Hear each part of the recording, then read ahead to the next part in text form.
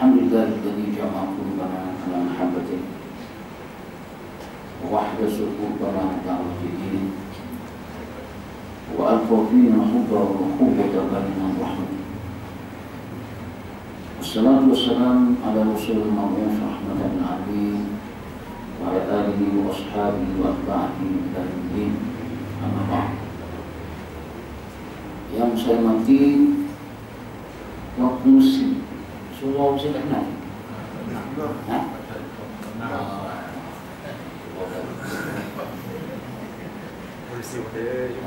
PJK pengurusan surau Al-Koflat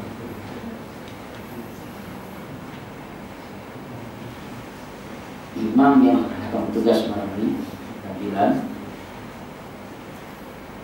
khususnya kepada muslimin dan muslimat yang amat sekalian. Pertamanya Anda ucapkan terima kasih kepada pihak pengunjung. Ini kebetulan pada hari ini yang khusus. Kebetulan sungguh khusus takdir Allah Ta'ala. Anda sebenarnya nak rehat. Nak rehat. Sebab daripada 2 hari sebelum raya sampai 2 hari sebelum puasa sampai sekarang belum cuti. Jadi malam ni kena juga. Dan Ana ucap terima kasih kerana usaha daripada surau ni dan Ana berkebetulan banyak isu. Sebab Ana mengalih ke Jordan dah 3 kali. 3 kali ke Jordan. Yang pertama ke Jordan kerana keluarga di sana dan anak-anak di sana. Sama juga semua sekali di sana. Jadi anak seorang Indonesia sini. Kemudian yang kedua anak bawa pelajar menyambung degree di sana. Sebab kena rapat anak rektor universiti. Jadi anda tak perlu melalui KPT Malaysia direct. Jadi kalau kata pada bapa yang bercadang nak hantar anak-anak mereka ke Jordan, lalu anak-anak direct, insyaAllah anak boleh. Anak buat boleh 24 orang. Ada. InsyaAllah.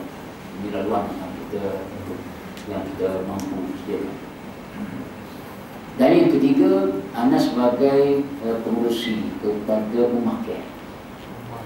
Rumah Care ini adalah satu badan NGO akan kemanusiaan berkenaan dengan Syria. Kadang-kadang orang buat pergi ke sana, Ana daripada sana ke sini, iaitu membawa pelajar-pelajar Syria masuk ke Malaysia. Sebab pendidikan dia orang hancur segala-galanya.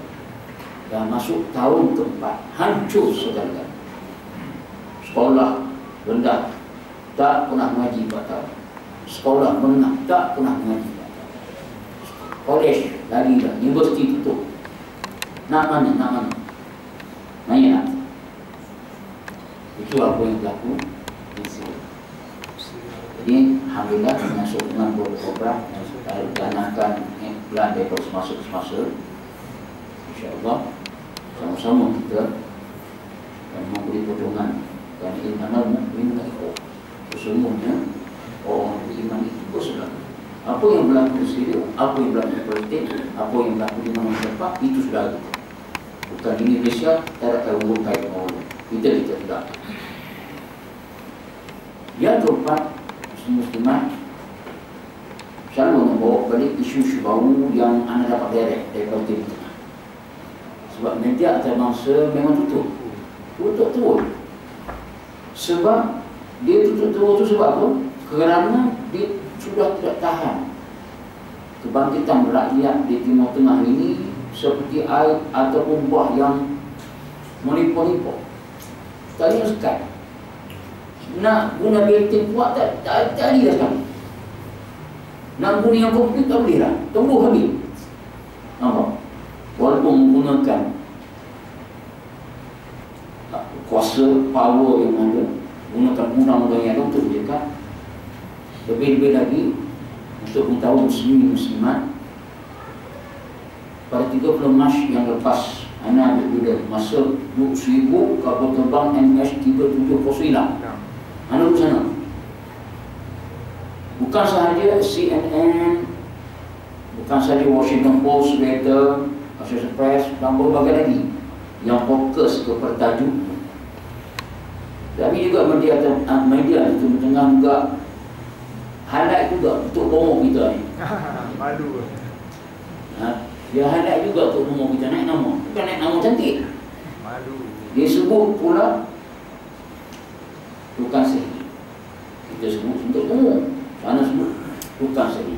Mana tukang sihir ni? Kalau istilah kita di Malaysia, kalau tukang sihir, ini sihir. Itu maknanya itu yang meliputan. Tetapi bukan anak cerita itu. Anda nak cerita apa yang berlaku pada 30 Mac Barack Obama.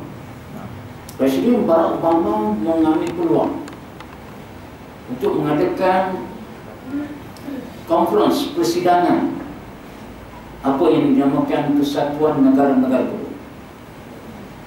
30 Mac itu tarikh ramai. 30 Mac yang dihadiri oleh Barack Obama pada hari penutup 30 Mac. Yang mana media ada masa tak cerita pun, langsung tak ada, tutup puan, tak di kata pun berita bawah kaki pun tak ada, berita kecil pun tak ada, tutup tutup. Kenapa? Kerana pada persidangan itu mereka memutuskan satu resolusi. Apa dia satu resolusi? Iaitu resolusi memutuskan satu resolusi yang cukup baik, yang di-highlight, yang disetujui oleh negara-negara itu, kecuali Qatar dan Bahrain yang menolak resolusi itu. Apa dia resolusi? Iaitu mana-mana entiti Islam yang cuba menegakkan negara Islam di tempat masing-masing, mereka dianggap teroris. Dan label yang pertama yang dilabelkan oleh Kesatuan Negara Teluk yang dianggap teroris ialah Ikhwan dan Hamas. Maka apa pula tindakan? Setiap negara yang bersetuju dengan resolusi ini hendaklah mengambil tindakan dengan apa cara sekalipun supaya ombak ini tidak naik memuncak. Dengan memecat, kalau di Kuwait, tindakan pertama sebab dia mesti ditunjuk pertama kepada mereka.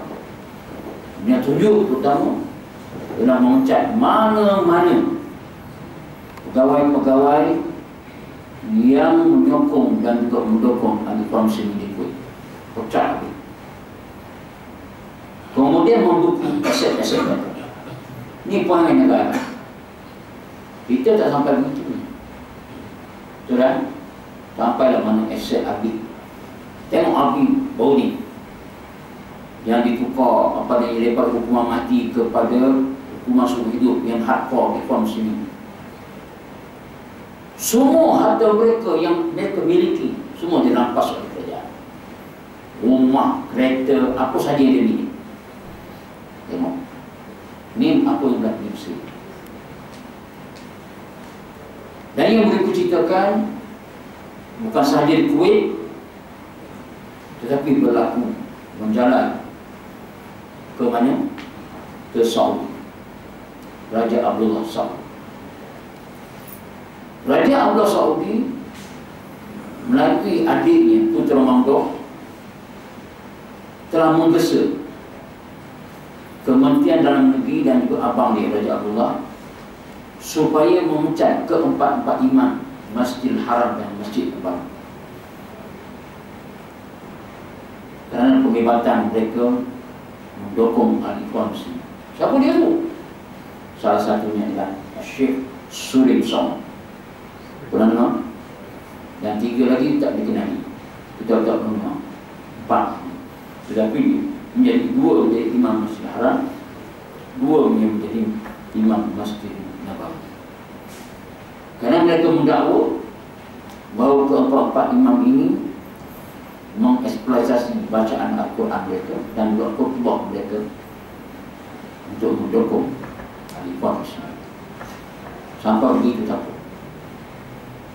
Sebab itulah saya Datuk Yusuf Qaradawi dalam khutbah Jumaat di Masjid Umar Al-Khattab di Doha, dia menyatakan dia menyela pemimpin-pemimpin negara Arab yang bersekongkol, yang selalu melutut kepada mereka dan Yahudi. Sehingga dia menyatakan dalam khutbahnya, mengapa dan kenapa kamu begitu takut kepada ikhwan muslim? Adakah mereka ini singa-singa lapar yang akan membaham kamu, yang akan meratah-ratah tulang kamu, yang akan memakan kamu, yang akan membunuh kamu, sedangkan mereka selama lebih 80 tahun melalui sistem demokrasi yang kamu perkenalkan, tidak melalui cara kekerasan selama 80 tahun yang kamu nafikan hak mereka untuk mendapat sokongan rakyat Mesir, sokongan rakyat Syria, sokongan rakyat Irak dan berbagai-bagainya. Inilah apa yang berlaku.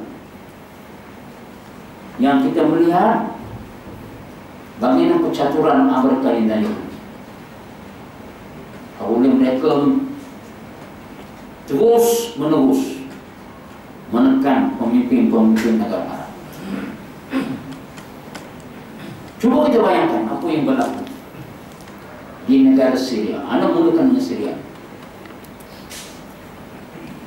Di Syria, kalau kita tengok, inilah penguasaan sebenar. Ini betul ni. Penguasaan sebenar Mujahidin. Mujahidin Syria mulai bersatu bergabung dengan pelbagai kelompok yang ada Oktober 2013 hari, yang diketuai oleh Syekh Abdullah Al-Alusi, menggabungkan semua soft yang ada. Tetapi ingat, ini kita Syria, maknanya in Damaskus, ini penguasaan ini, keseluruhan ini.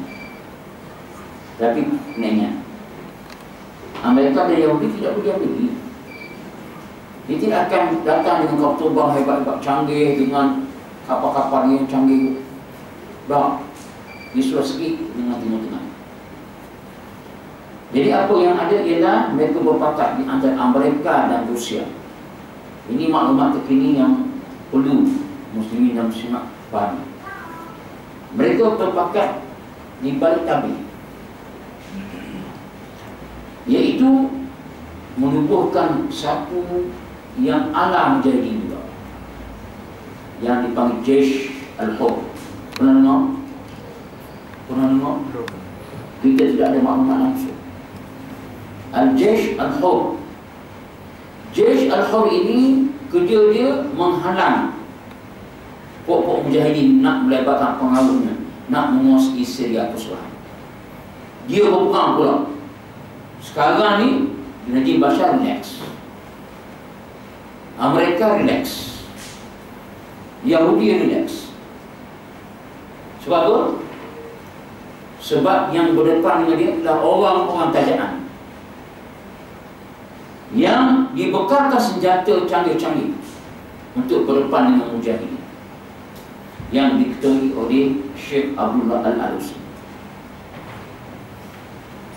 Sebab tu kita tengok slow, tidak ada maklumat sangat.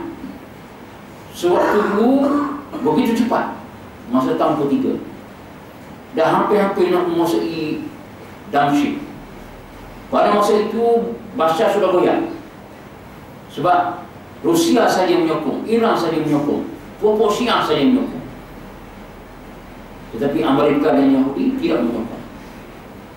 Tetapi apabila sekarang ini sokongan bulat daripada kesemua pihak-pihak musuh yang bersatu, maka ini telah memberi kekuatan kepada Najib Bashar sehingga dibuat pilihan raya pun. Dan untuk maklumat muslim-muslimat, pilihan adalah di kalangan orang-orang Syiah saja, 15%. Bukannya di kalangan orang Sunni, bang semua Malik pegawai dia mengundi. Tidak. Itu satu pembohongan. 15% orang Syiah, 15% orang Syiah mengundi. Media tunjuk. Letak dua sahaja pula yang dibayar untuk menentang Nabi Bashar, untuk menentang Bashar. Tengok lakonan yang hidup, yang cuba nak digambarkan di kalangan media-media antarabangsa untuk kita terus menelan. Tetapi ingat, Allah SWT ini melihat. Allah SWT ini melihat bahawa Allah nak tengok keimanan, iman. Ada sahaja persekatan Allah tak tolong. Apabila keimanan bercantum seperti mana tamsil ulama. Ini yang kita nak dapat daripada bulan Ramadan. Tamsil ulama menyebut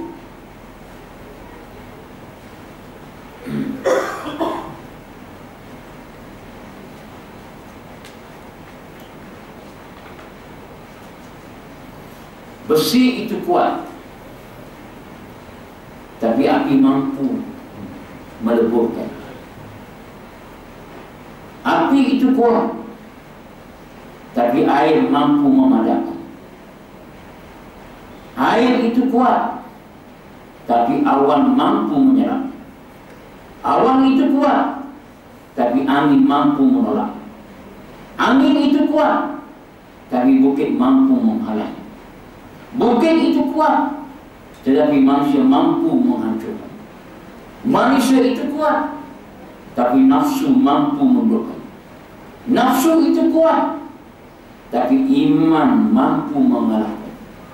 Tapi bila iman kuat, tiada siapa yang mampu mengalahkan. Ini contoh yang ada. Bukan hanya dalam peperangan Badar yang selalu diulang-ulang kita, yang kita selalu baca sejarah, dengan bilangan yang logik 313 dengan bilangan yang 1000 yang cukup lengkap kecanggihan pada masa itu. Berdepan dengan kekuatan iman, mana yang Allah pilih?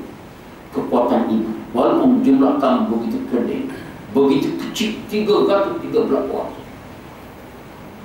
Ini perkiraan.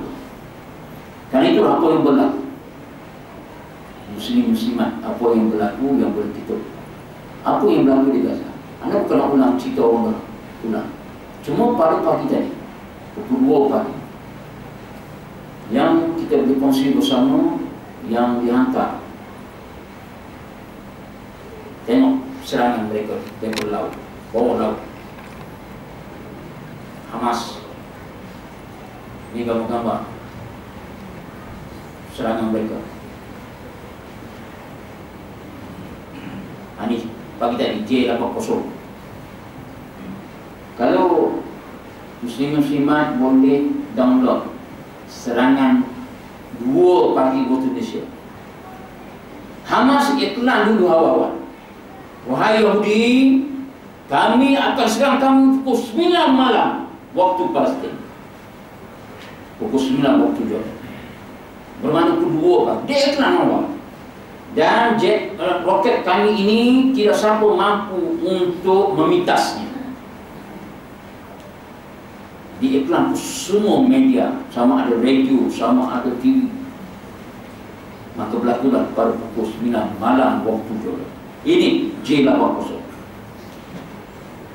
yang memeningkan Yahudi. Daripada mana mereka ini? Setelah kita menyerang, menggunakan peralatan canggih untuk mengesan. Di mana mereka menyimpan ini? Roket-roket yang begitu canggih, yang dulunya hanya 5 kilo, 10 kilo, sekarang sampai ke tarikh. Dan bagaimana dalam video ditunjukkan huru-hara 6 juta penduduk Yahudi, seolah-olahnya histeria. Berbeza dengan apa yang berlaku kepada penduduk Gaza. walaupun dibom memang betul Allah. Sanggup lagi untuk solat berjemaah walaupun bom sana bom sana. Berbeza. Ini kehebatan apabila iman sudah konkret di dalam hati. Inilah yang berlaku pada pagi tadi pukul 2 waktu Malaysia, 2 pagi iaitu kos untuk pengumuman Tel Aviv. Lebih daripada 40 roket jatuh ke Tel Aviv. Ini muslim-muslimat di mana masjid-masjid di Jordan dan di seluruh Palestin, mereka bukan hanya solat tetapi juga sujud syukur karena mampu menaklukkan pihak Yahudi yang bercakap besar bahawa mereka akan menyerang Melayu darat dengan 20,000 tentera yang terlatih. Apabila sahaja pihak IS mengeluarkan pernyataan kalau sekiranya kamu masuk sahaja ke bumi Gaza, kamu tidak akan keluar dari bumi Gaza. Itu pernyataan. Cuma kita timbul, siapa dia IS ini? Ini yang kita nak cuba jelaskan kepada muslimin dan muslimat. Siapa dia IS? IS ialah Islamic State Iraq and Sham. Berbeza dengan ISIL Islamic State Iraq and Levant. Terus kita ISIS ialah mujahidin sebelum. ISIL adalah pecahan daripada Qaeda. Dan mengikut buku yang ditulis, ini yang merujuk di sini. Ini buku yang bawa balik ke Jordan. Ini buku ini.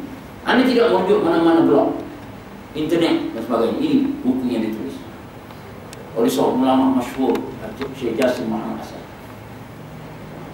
Dia menceritakan apa yang berlaku di Mesir, berlaku di Syria, berlaku di Iraq.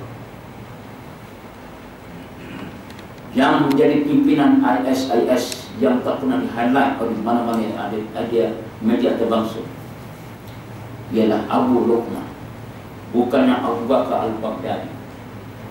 Abu Bakar al-Baghdadi ialah ISIL yang radikal, yang mengkafirkan segala-galanya kalau tidak menyokong.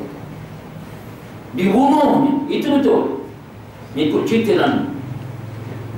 Siapa yang tidak menyokong mereka di kalangan rakyat Iraq dibunuh.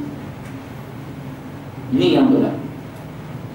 Dan inilah yang diambil peluang oleh Amerika menaja grup ini yang kononnya mengisytiharkan khalifah Islam. Itu satu pembohongan. Ini kita kenal beza di antara ISIL yang kalau kita merujuk kepada apa yang ditulis oleh mereka, ditulis oleh Syekh Jasim, ada gabungan di antara mujahidin Syria, Syam yang kita sebut, yang diketuai yang disebut dari Syekh Abdullah Zahran Al-Alusi, bergabung dengan grup Iraq yang mana mereka melantik Abu Luqman sebagai ketua mujahidin pada bulan Oktober 2013 dalam usaha menggabungkan semua saf-saf yang berjuang di Syria dan Iraq, dan termasuk dalam kelompok inilah Jubah Nusrah, iaitu kalau di Iraq itulah Al-Ikhwan Muslim. Dia tidak menamakan nama Ikhwan Muslim, nama dia Jubah Nusrah. Itulah Ikhwan Muslim bergabung. Dan fatwa Yusuf Qaradawi jelas berkenaan dengan ISIL. Mereka ini mengkafirkan puak-puak yang tidak bersetuju dengan mereka. dan mengambil tindakan brutal. Paham brutal? Tindakan brutal. Dan itulah muslimat, inilah yang menunjukkan Amerika dan Yahudi yang berwarna merah tebal itu dalam label ini warna merah, ini warna pokok nampak. Pokok tebal itu adalah penguasaan ISIS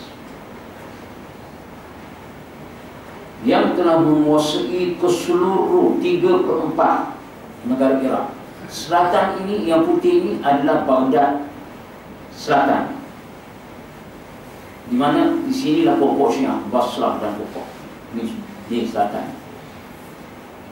Maknanya bukan mereka telah menyatukan seluruh sosok yang ada di Iraq, termasuklah Kuat Kurdistan yang selama ini menyetujui diri, tak punya konstitusi, tak punya konstitusi. Sekarang bersama dengan kelompok ini dan Ikhwan bersama dengan Mujahidin. Inilah yang menakutkan Amerika dan Yahudi sekarang. Dan mereka cuba menggunakan ISIL dengan bantuan senjata untuk memastikan pergerakan mereka ini terbatas. Kerana akan berdepan dengan perjuangan ISIL. Seperti mana yang mereka cuba di Syria baru-baru ini, yang telah merencah pergerakan perjuangan Mujahidin Syria. Dan itulah muslimat, apa yang berlaku ini adalah perencanaan Allah SWT yang tak dapat digambarkan oleh mana-mana musuh. Apabila Allah nak letakkan, nak tengok kualiti iman, maka kualiti iman itulah yang menjadi pilihan Allah, bukan bilangan kamu. Apabila kamu kembali kepada Allah,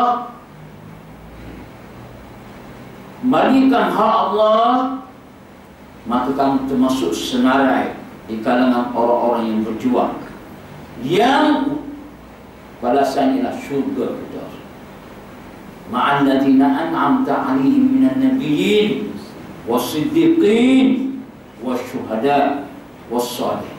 Ini janji Allah bagi mereka yang berjuang, bukan duduk masjid surau, bukan hanya duduk, hanya menunggu masa untuk meninggalkan dunia, tapi hidup daripada muda sampai ke tua, sampai meninggal bersama dengan pejuang. Ini Allah janji bersama dengan orang-orang yang disenarai oleh Allah, para anbiya, siddiqin, syuhada dan orang-orang saleh.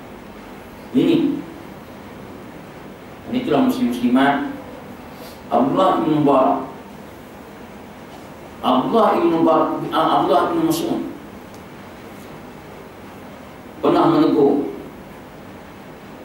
sekumpulan manusia keluar dari Bandar Kufah dan berhimpun di satu tempat untuk beribadah. Abdullah bin Mas'ud kemudian mendatangi mereka dan berkata, apakah yang menyebabkan kamu berbakti?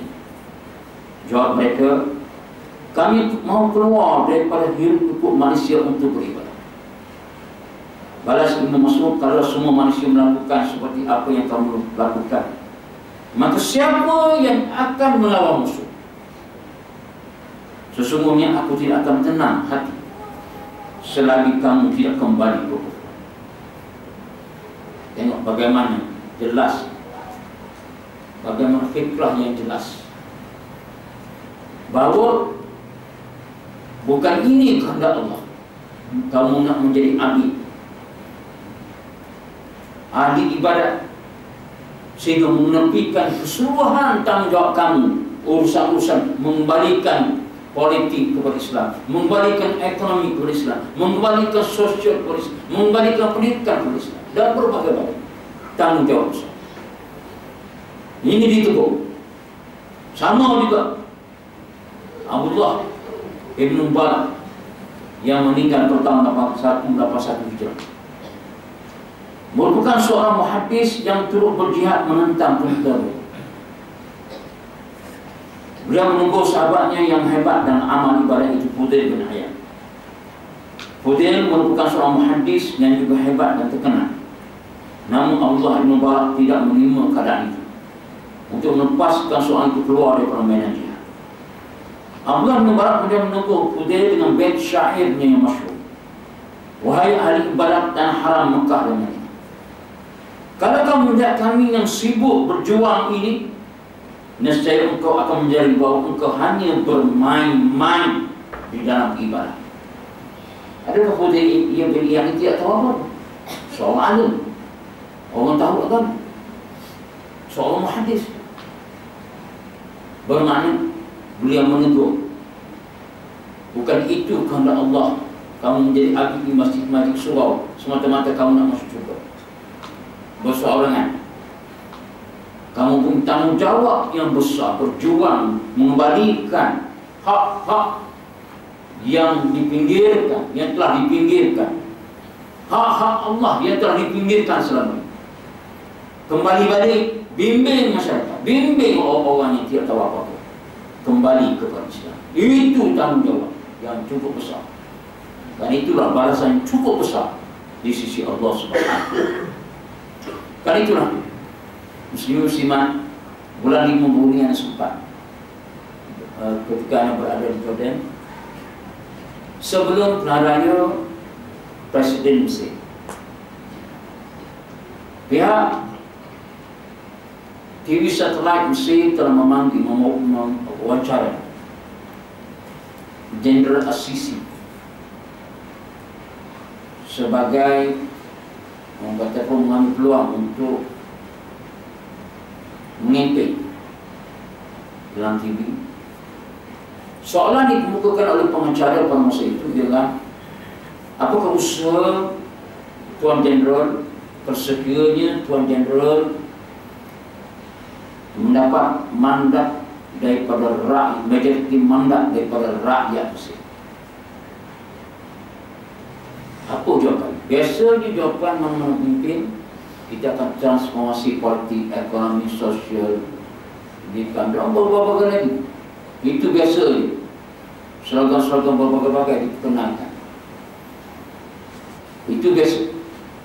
Tetapi jawapan yang anda terkejut, sebab anda dengar, bukan anda baca. Dengar sendiri jawapan. Dia mengatakan bahawa usaha pertama yang bakal saya lakukan ialah memastikan bahawa tidak ada seorang pun daripada ikhwan muslim hidup di Mesir. Ini kenyataan rasmi. Dan itulah Profesor Dr. Yusuf Qaradawi dengan kenyataan tersebut telah mengeluarkan fatwa haram mengundi Jenderal As-Sisi. Mufti negara Kuwait yang dipecat baru ini mengeluarkan fatwa haram mengundi Jenderal As-Sisi.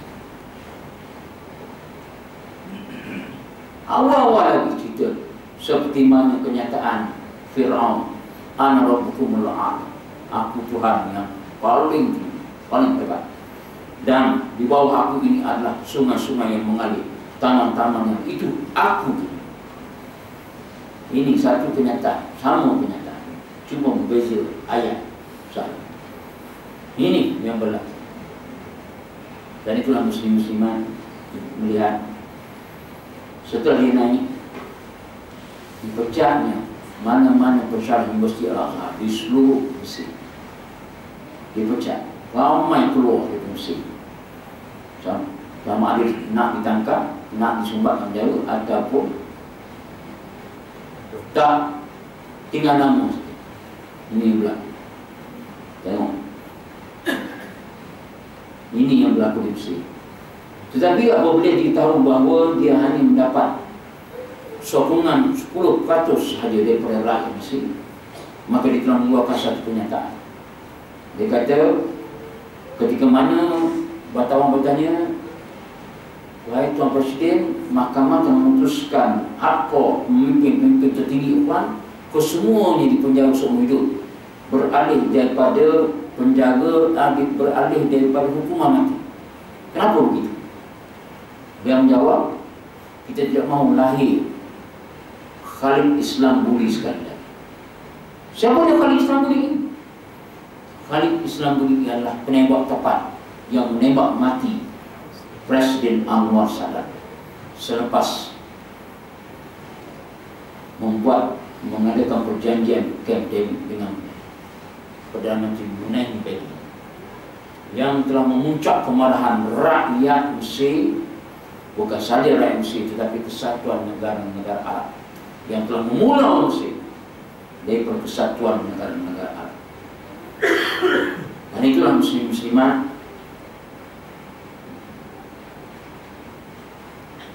kuasa power ini terbatas, dan kuasa power Allah lebih segala. Allah memberi ruang dan memberi peluang kepada generasi yang mendatang ini dengan beberapa kejutan. Di antara yang berlaku ini, kejutan yang tunjuk ini, satu kejutan, kerana mereka telah menguasai kawasan-kawasan strategik minyak, sehingga berlaku pertukaran minyak dengan senjata. Siapa nak kontrol perkara itu? Adakah Maliki, Nuri Maliki? Tidak. Dan Nuri Maliki sekarang ini di antara ia tak ia menjadi pemimpin negara Iraq. Kenapa? Kerana ketika dia meminta pertolongan sewaktu mereka menguasai 200 kilo sebelum Baghdad ke atas, dia telah mengadap Barack Obama meminta pertolongan supaya dihantar tentera udara untuk mengebom kawasan-kawasan yang dikuasai oleh kuat-kuat macam ini. Tetapi apa yang berlaku, jawapan balas, Barack Obama tidak bersetuju, menolak, kerana katanya Nuri al-Maliki tidak mewakili rakyat, mewakili hanya kuat Syiah. Mana selama ini bom sana bom sini ialah kuat Syiah mengambil peluang membom tempat-tempat sunyi sepanjang pemerintahan yang diketuai sama ada Nuri Maliki ataupun orang yang sebelum ini di kalangan Syiah. Sedangkan media antarabangsa menceritakan apa yang berlaku seolah Sunni yang bom sana bom sini. Ini kenyataan jahat, nakal daripada media antarabangsa. Jadi muslim-muslimat, ini apa yang berlaku yang kita boleh urut. Isu ini isu yang cukup penting. Perkembangan yang berlaku di Timur Tengah ini sebenarnya melonjak semangat dan kekuatan kepada mana-mana pejuang-pejuang yang berada di merata-rata.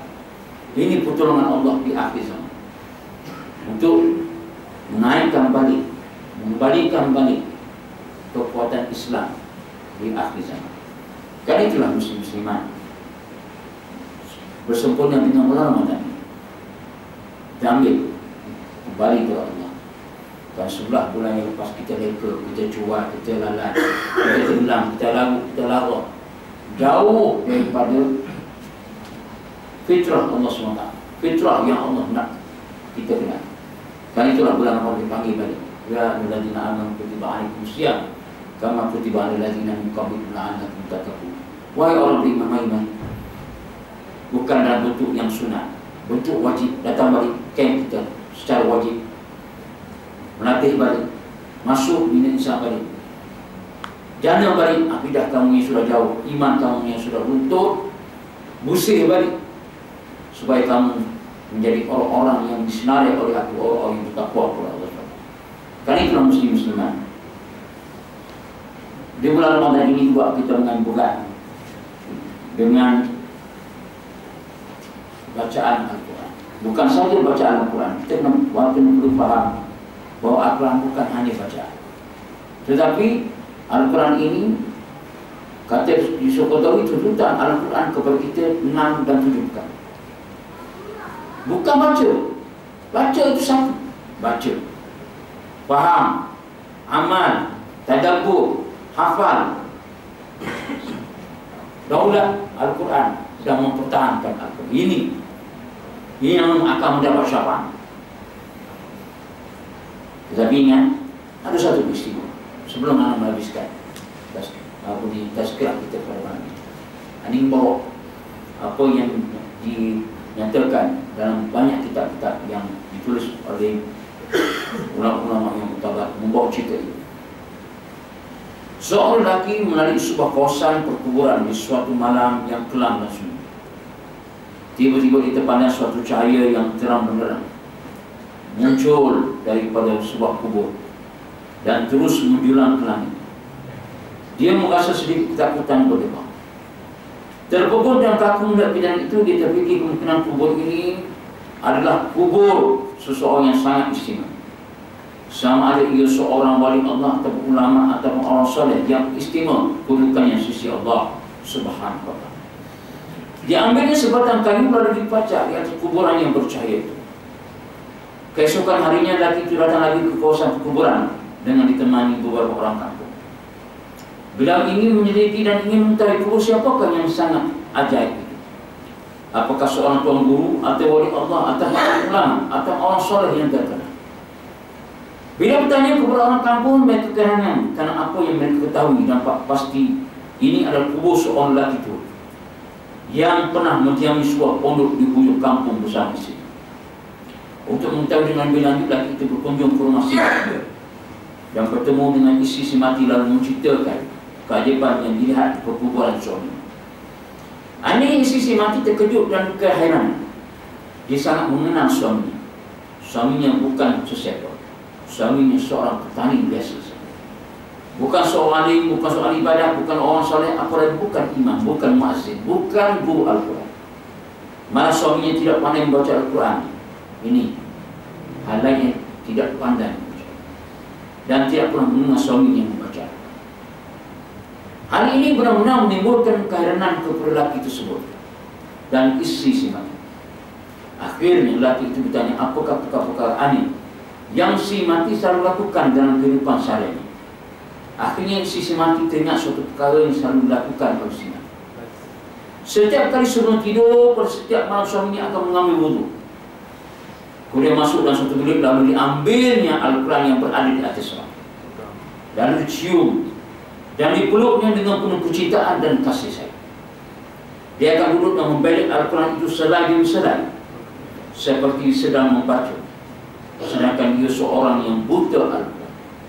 Dia akan meraba-raba ayat Al-Quran itu dengan tangannya seolah-olah sedang menyentuh dan membelai sesuatu yang sangat dikasihi. Tak masuk isi si mati lagi, dia pernah mendengar rintihan dan esakan tangis suaminya yang sangat sedih, mendayu-dayu dengan penuh penyesalan. Ya Allah, ya Tuhanku, dia menadah tangannya ke langit. Ampunkanlah daku karena aku tidak mampu membaca kalimah-kalimah-Mu ini. Janganlah Engkau hukum aku di atas kuburanku ini, ya Allah. Wahai kalam Allah, maafkan kesalahanku. Aku tidak mampu membaca kalimah-kalimah. Aku tidak dapat bersahabat denganmu. Aku tidak dapat memahami.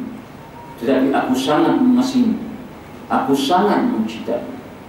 Wahai kalam Allah, jangan Engkau mendakwa aku. Jangan Engkau mundur aku di hadapan Allah di akhirat. Cerita isi si mati lagi kadang-kadang suaminya tertidur dalam bilik itu, ditemani Al-Quran buah hati kesayangan. Begitulah suaminya setiap malam sebelum tidur. Lelaki itu meminta untuk melihat Al-Quran kesayangan suaminya itu.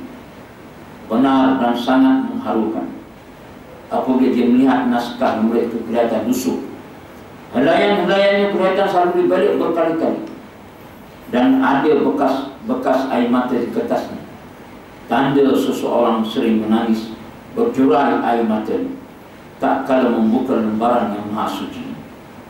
Pastinya lelaki ini sangat mulia pribadi. Hatinya telah bersatu dengan roh Al-Quran. Dia sangat mengasihi kalimah-kalimah Allah itu dengan sesungguhnya. Berarti dia mengasihi Allah dengan seluruh jiwa dan raga. Inilah yang Allah nak tunjuk kepada orang itu. Allah tunjuk salah satu peristiwa apabila kubur ini mendapat cahaya yang dapat disaksikan oleh orang ini. Malu terutamanya orang yang mampu membaca Al-Quran, tapi hanya bertemu Al-Quran di bulan Ramadan. Bulan lain tak ada sempat, sibuk kesana kemari. Sedangkan zaman sekarang canggih, dengan handphone boleh masuk Al-Quran, boleh tengok setiap masa. Game boleh tengok hari-hari. Ini yang berlaku.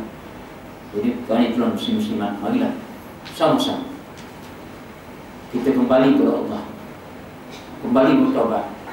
Dan setelah bulan kita lalai dengan Allah. Apabila kita berdoa di bulan Ramadan ini, hati kita lain. Hati kita lain kerana kita dimulai dengan puasa di siang hari. Mana kita mendekatkan diri kita dengan Allah di awal-awal. Jadi kerana itulah di bulan Ramadan kita mengambil kesempatan untuk bertaubat kepada Allah SWT.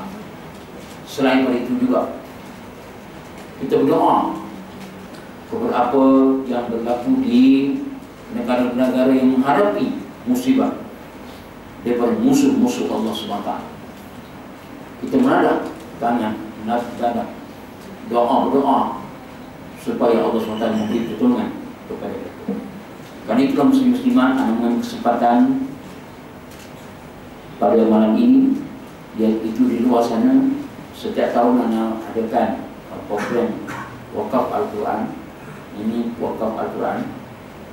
Yang tahun ini sekolah tahfiz yang dikenali oleh anda, iaitu Kompleks Tahfiz Al-Quran Safidin Komtas Kampung Delek baru dekat sini. Kenal Ustaz Safidin ya? Ustaz Safidin Amran. Okay.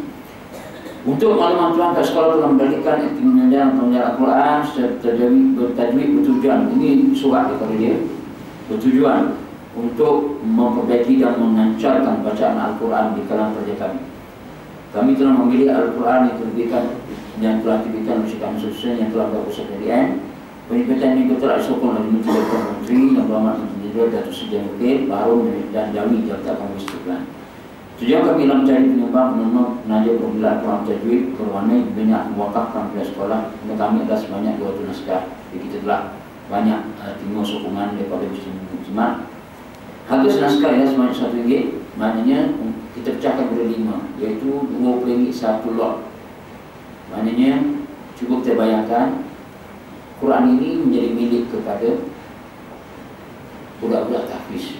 Ini Quran bertajwid, bukan Quran biasa, Quran bertajwid. Menjadi milik mereka, dan dengan kita bagi sedekah, ya Allah besar, mereka telah menghafal Al-Quran sekecil RM20. Kami berharap Tuan Puan Sudi membantu kami menyumbang menjadi wakaf Al-Quran tujuan ini. Untuk tujuan lanjut, Tuan boleh menghubungi Ustaz Safidin Amran dan 012-27-404. Akhirnya dinoakan agar usaha-usaha serta niat menjadi suci menerima wakaf ini khasnya bulan ini akan termasuk kepada amal jariah dan amal saleh yang diberkati serta di atas sudah sekian. Terima kasih. Dan yang kedua, di luar sana ada jus buah mangga yang diimport daripada Bangladesh. Saya diberitahu Rani, jus buah Rani itu ambil dia perkilan sama di Bangladesh. Jadi kita buat promosi jual 3.10. Tak ada mana-mana kedai jual 3.10. Ya, 3.10. Ini peluang. Kalau datang di sini, bawa dengan jumlah yang sesuai di sini. 3.10 atas untuk jualan aman kepada rumah camp. Kita tak ada jualan kesempatan datang tetap agak-agak melampau, tidak. Masing-masing melalui sokongan. Kita ambil volume sokongan. Sebab kita bukan nak menego-menego cara enggak. Menego ini jualan aman. Sokongan ramai bermakna kita mendapat jumlah yang besar. Dan itulah muslim-muslimat, marilah sama-sama kita doa kepada Allah Taala supaya apa yang terjadi di Gaza, di Palestin, apa yang terjadi di Iraq, apa yang terjadi di Mesir, apa yang terjadi di mana-mana negara, termasuk negara kita ini, supaya Allah SWT membalikan balik hak yang telah dipinggirkan selama ini, dengan syarat kita memperjuangkan hak Allah ini dengan hati yang penuh ikhlas. Karena Allah itu melihat keimanan kita, melihat keikhlasan kita, baru datang pertolongan Allah Subhanahu wa Ta'ala. A'udzubillahi minasyaitonirrajim. Bismillahirrahmanirrahim. Alhamdulillahirabbil alamin hamdan yuwafi ni'amahu wa yukafi mazidah. Ya Rabbana kahamdu kama yanbaghi li jalali wajhika wa 'azimi sultanik.